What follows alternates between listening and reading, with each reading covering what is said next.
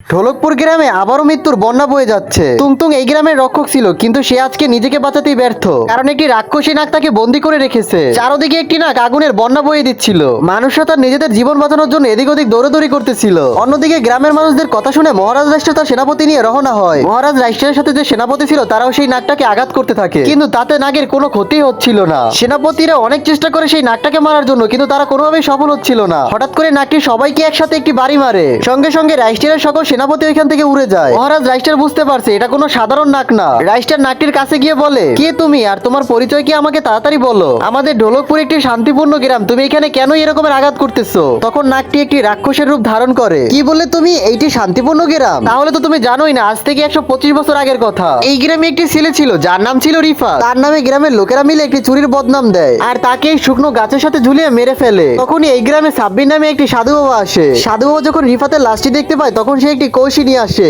আর রিফাতের গায়ে থেকে যে ব্লাড বেরোচ্ছিল সেটা একটি কলসির ভিতরে জমা করে। তারপরে রাত্রবেলা একটা কবর খনন করে আর সেইখান থেকে একটি কঙ্কাল বের করে নিয়ে আসে, এবং সেই কঙ্কালের উপরে একটি সাপ দিয়ে তার উপরে রিফাতের রক্তটা ঢালা শুরু করে। আর সে কালো জাদুর মন্ত্র পড়তেছিল। এইভাবে করে রিফাতের রক্ত আর সেই কালো জাদুর কারণে একটি রাক্ষস তৈরি হয়। আর সেই রাক্ষসটা অন্য কেউই না, আমি। আমার জন্ম হওয়ার পর থেকে আমার পেটে অনেকটাই ক্ষুধা ছিল, তাই আমি ক্ষুধার চোটে সেই সাধু বাবাকে গিলে খেয়ে ফেলি। তারপরে আমি বিশাল সমুদ্রের নিচে ডুব দেই, কিন্তু 125 বছর পর আমার খিদে আবারও ফিরে আসে। খিদের চোটে আমি যখন আবার এই ঢোলকপুর গ্রামে ফিরে আসি তখন দেখি এখানে তুংতুং রক্ষক হিসেবে দাঁড়িয়ে আছে। তখন আমি বুঝতে পারি এই তুংতুং যতদিন এই গ্রামে আছে ততদিন আমার খিদা মিটবে না। আমার ভিতরে এখনো এই তুংতুং এর রক্ত বইছে। তারপরে আমি তুংতুং এর দুর্বলতা বুঝে ফেলি আর আমার একটা নাগিন সৈন্য দিয়ে তুংতুংকে বন্দি করে রাখি। রাইস্টার কোনো কথা চিন্তা না করে তার হাতে একটি ছুরি নিয়ে আসে। তার আগে বন্ধুরা, অনেক কষ্ট করে ভিডিও বানাই, তোমরা ভিডিওতে একটা লাইক দিয়ে চ্যানেলটাকে সাবস্ক্রাইব করে দাও। লাইক সাবস্ক্রাইব করলে তো তোমাদের হাতে ব্যথা হবে না, উল্টা আমার ভিডিও বানানোর আগ্রহটা আরো দ্বিগুণ বেড়ে যাবে। রাক্ষসটা এটা দেখে বুঝতে পারে, সঙ্গে সঙ্গে সে একটি নাগের রূপ আবারও ধারণ করে আর রাইস্টারের উপরে অনেক শক্তি দিয়ে সে আঘাত করে। রাইস্টার আকাশে উঠতে উঠতে গিয়ে মাটিতে পড়ে।